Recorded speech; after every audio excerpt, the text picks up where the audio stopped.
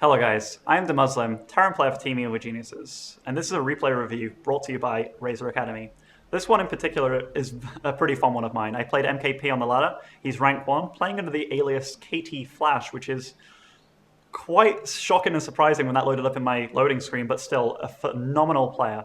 In this replay we see Mech go against Bio, me playing Bio, and we get to see how maneuverability and the agility of Bio go against Mech and work to the best of its ability. So we'll get right on into the game. Hey guys, here we have myself, EG.DeMusliM, spawning as the blue Terran, on the left side of this rather large map, against KT Flash spawning as the red Terran, over on the complete opposite side. Unfortunately for me, this isn't KT Flash, but it is none other than Marine King Prime, who in Starcraft 2 has made quite the impact, winning MLGs, winning multiple tournaments, becoming the Kong, where he came second in everything. But yeah, certainly a damn good player, and at this point in time he was rank 1 in Grandmaster on the beta, along with a pretty darn sick win ratio of, I think, 83%, which is phenomenal. Anyhow, talking about this map, it is huge. It has 4 spawn positions. It also has an expo in the back of your base, which isn't that far. It's pretty well protected, apart from things that can jump up cliffs such as Reapers, or jump over cliffs such as Blink Stalkers. It's a pretty nice map, very similar to Crevasse in the way that you spawn with an expo in the back, except this is a completely full expo, making it even more delicious. Our builds start off pretty similar, with both going for 10 depot. That is the most standard Terran build in the game. It's the best macro build you can do, and it's not cheesy at all. We see here he goes for a single barracks over in a relatively forward position. Nothing scandalous going on or as of yet. 13 gas, that's became more and more the standard in TVT, or in fact most Terran matchups in general. Terrans can now tech to Widow Mines and such and get up multiple bases and rely on those higher tech units. Reapers themselves, oh, 1 second, what is happening here? We are going for the 14cc. This is a little more scandalous. What do you follow up the 14cc with in this matchup? Usually it has to be the 3rex, which, by the looks of it, will be going down somewhere around this location, although that's just a scout. Let's see what happens. Oh, this location. So, barracks does go down. That is around the 15 supply mark. We do start mining again, or producing SCVs. Here, though, we immediately have a second barracks being put up by MKP. Orbital Command taking part. A first Reaper on the way. So we're both scouting roughly the same time. He's going to be going south, then west. I'm going north, then east. So we both take a very similar path. We both take the clockwise pattern. And here we have my second barracks going down. Now, who is this better for at this point in the game? If I can get away with it, it's going to be better for me. If I can't, and he can do the damage that he wants to do, which it looks like he's just going for 2rex Reaper. Yes, 2rex Reaper. Multiple Reapers going to be on their way to my base. That is a bit of a problem. Here the Reaper does initially walk past, but then realize, I can't let him see what I'm doing. So this SCV sees the double gas. That gas just finished. Doesn't get to see this expo at all. So that's a bit like, for me, it's what have I actually seen? I've seen practically nothing. A single barracks doesn't tell me anything really, just saw 1 Reaper. So at this point in the game I have this SCV that just wandered into my base. He does see that I've gone for CC first, in which case he saw these barracks timings. He didn't actually see the CC itself, but that gives him multiple entries of where he can do damage. If you think about it, he can enter here, he can enter through the ramp, he can enter all along this edge of the cliff. And that gives me a huge surface area to try and cover. And if I don't have all my Marines in one area, these Reapers, despite having a damage nerf since Wings of Liberty, will deal a lot of damage. And the thing is, if you don't kill a Reaper, and it gets away with 6 health or even 1 health, it can regenerate to full health once out of combat and not being hit ever again. So here we have the Reapers taking the safe way into my base. They go up the ramp, and they are initially surrounded by quite a few Marines. He does lose 1 Reaper straight away, killing just 1 Marine. So thus far, this is a pretty decent trade for me. The more I can keep my Marines alive, the more Marines I can have to defend these Reapers, the better I'll be. As you see, his Reaper harass is going pretty decently, and he wants to expand. The more Reapers you can keep alive too, the same method applies. The more Reapers you can keep alive, the better it will be for him. So it's the same for both of us. We're both kind of biting our nails at this point. And he has to enter in the right locations, because if he loses Reapers, he's going to be in a buttload of trouble. So here initially, it's 3 or 4 Marines died for that single Reaper, and here we're both microing pretty decently here. I do pull a Marine back, get the extra hit on that Reaper, and we're both losing pretty similar amounts of units, hence the 400 to 400 lost here. The Marine does try and sneak by, try to get a hit on the Reaper, but he does kill him with 1 shot and gets away. 5 kills on that Reaper, so he's definitely been a hero. As to what's happening over here, we have a Marauder on the way. Marauders are pretty good against Reapers. They deal 10 damage per hit, which isn't a lot to a Reaper, but the big thing is they don't take that much damage. So here we do stutter step and we do kill a single Reaper. Again, resources lost tab 500 to 500, both so similar at this point. As to what's happening, he's taken his time to build a 3rd command center.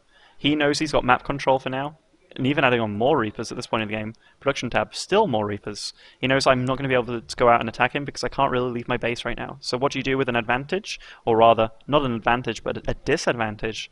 But where you have an advantage such as map control, you make the most of it. Which is exactly what he's doing.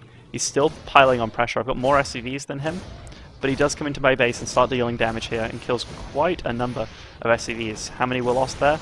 That was 3 lost in that attack, so definitely he brought it back to even in that little skirmish.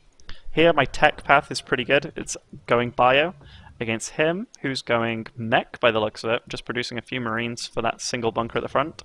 That's smart. It's better having a few Marines in a bunker than nothing at all. We have 5 Reapers on the field.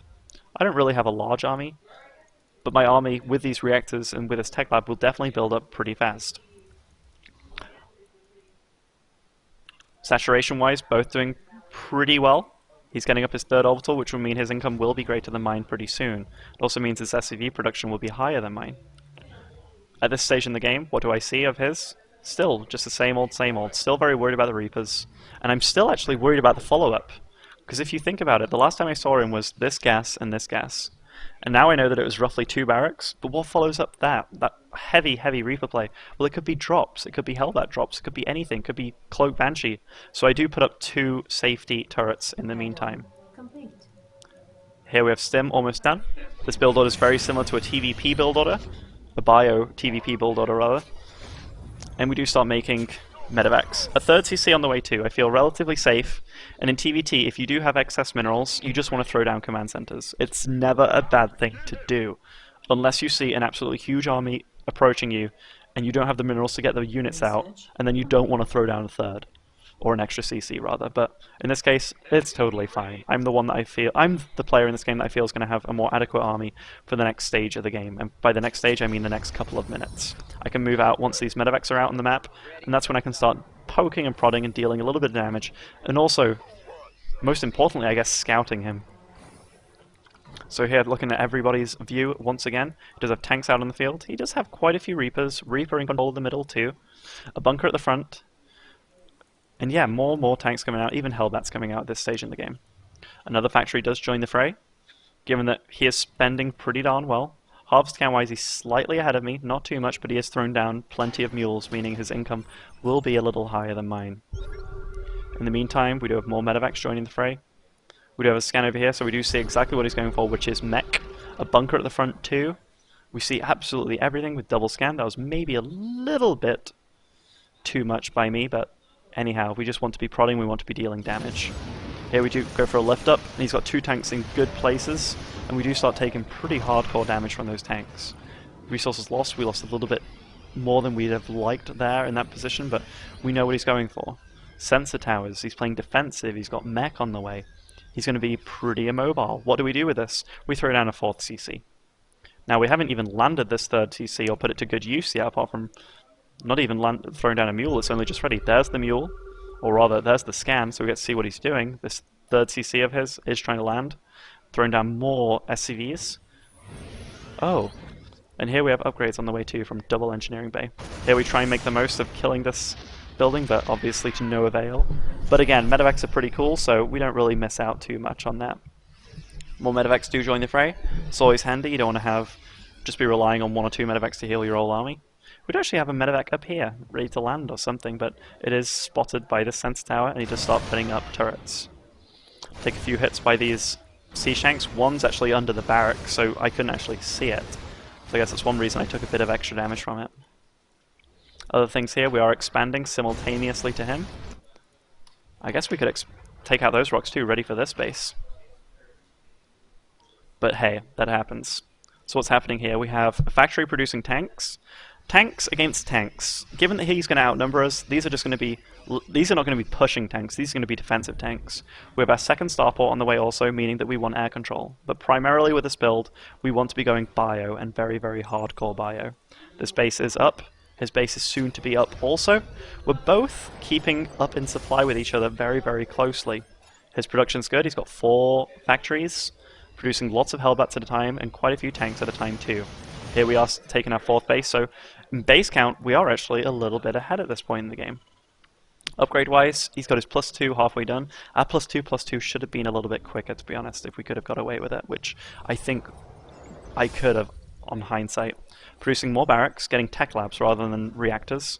One of the main reasons is Marines don't really stand much of a chance against tanks. And tanks, I mean, Marauders can stand alive longer than Hellbats. They have further range too against the Hellbats, given that Hellbats only have 2 range. And just in general, they do more damage to tanks. Here we're setting up our bit of a perimeter here with these siege tanks, getting a bit of air control going too from these 2 starports, and even more barracks join the fray. This is how many barracks? 9 barracks. And we have a push on the way. So we're utilizing all our barracks that we have. We're producing more Vikings, trying to get that air control against him. And at this point, when you have this kind of army that's approaching the level 2 upgrade against you, this is a scary position to be in, guys. Very scary indeed. So the Reapers are just there because he had them from earlier. They do take a few tank shots, which I guess is worthwhile for him. But then this huge siege up here will start taking off my tanks. Unfortunately for me, Hellbats are very good at dealing with tanks too. And so he just uses those as cannon fodder to just take down my tanks. Resources loss-wise, he did lose quite a bit in that engagement, but it was mainly the pretty useless battle Hellions. They're just there to take damage, really, and he does keep etching forward, and I can't really engage him. There's so many siege tanks here, and if you run into those siege tanks, you are going to take significant hits. This base I turn into an orbital, as if he does get into siege position here, if it is a planetary, it doesn't really do much. It can't hit the siege tanks as they're out of range. It also can't lift up, so it's going to be a dead base. Right now this serves 2 purposes. Mules, or in fact 3 purposes. Mules, scans, but it can also lift if put under fire, which is what I'm kind of banking on at this point. We do have a few medevacs that are loaded up at this section of the game.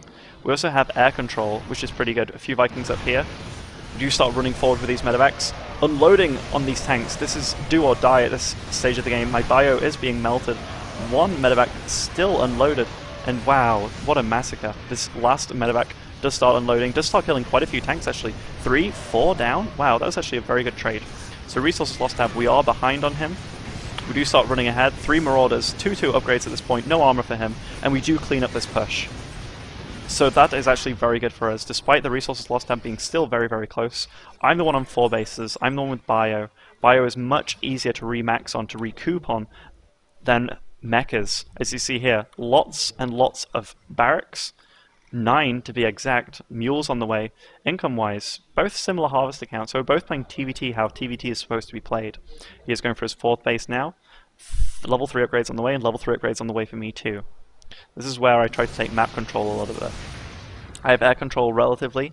With the Vikings, I have more starports than him too, just 1 extra, but it means that my Viking count can always replenish much easier than his. That's one thing bio players tend to forget, is the air control that you need in order to doom drop your opponent's army. Here, there's a significant amount of Hellions which just whip in and do take out one of my primary units straight away. Siege tanks sieging in the back with Hellions dealing as much damage as possible, and we have the Vikings playing with Vikings in the air.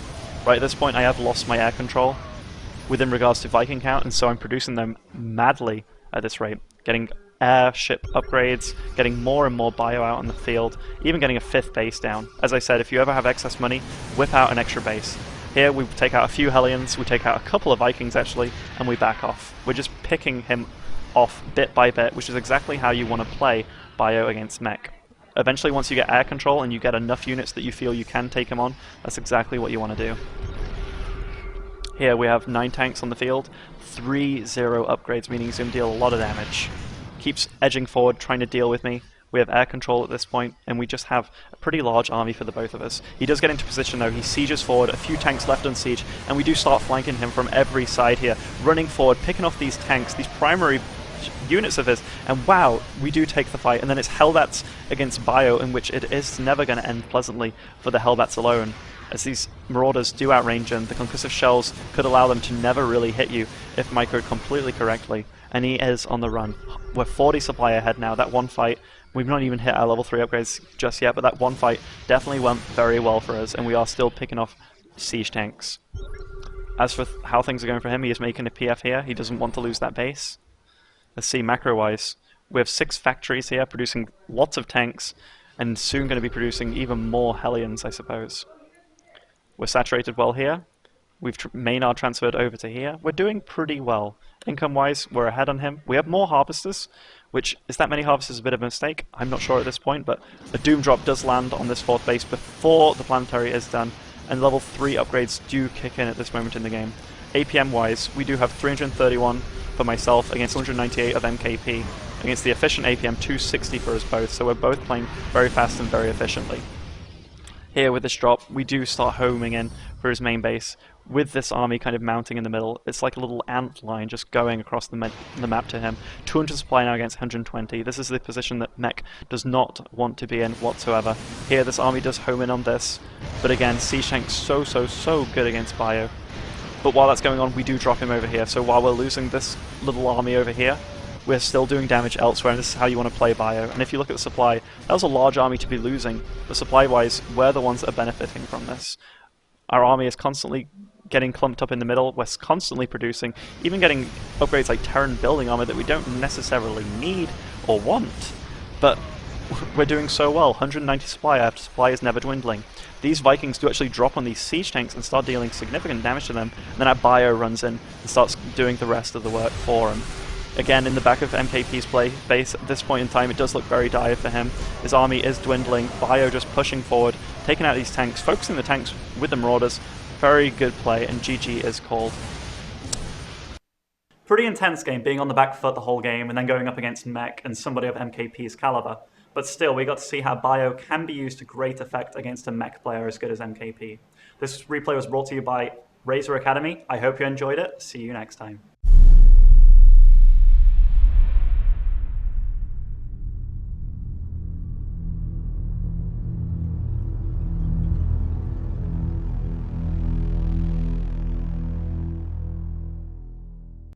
Hey guys, I'm current player of Team EG.DeMusliM. And this replay review was brought to you by Razer Academy. Here I've got a pretty nifty game for you. I think you'll enjoy it. I played it on the ladder a few days ago, and we're going to get right on into the game. Hello, so here we have myself, EG.DeMusliM, spawning the top left of Akalon Flats against Root Succeed, a Protoss player from Team Root. I'll initially speed up the replay at the start because it's all very monotonous. We will be building a depot at 10 supply, which is completely normal.